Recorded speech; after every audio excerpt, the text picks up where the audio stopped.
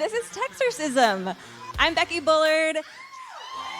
Thank you so much for being here. The very first event from Democrasexy. Whenever SB8 passed, I was a mess. I called Becky, and she told me that in response, she was going to throw a party. And all of these organizations came to support almost instantly because people are really excited to be part of work that is meaningful and important and life-saving. It's going to be really important tonight that we hold in our hearts this vision of a better future, that a better world is possible, and that we can build it together. So my goal is that all of us will walk away from this conversation understanding what the hell is going on with our abortion rights, how the hell did we get here, and what the hell do we do about it next? 1 in 4 women will have an abortion in their lifetime, including me. Anybody else want to raise their hand? I love y'all. Yes. Raise your hand. Speak up. Talk to your friends about it.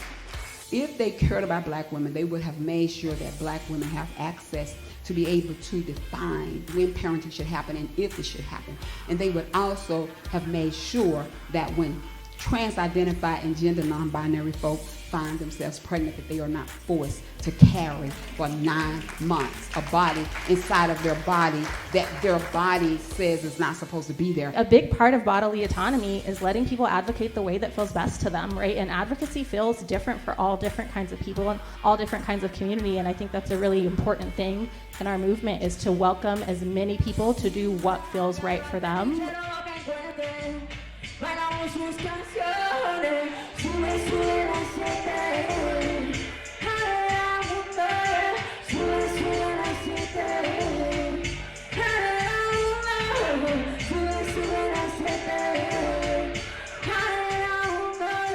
We're going to win this because the babies are fighting. We are going to win this. And we're going to get a bigger win than Roe.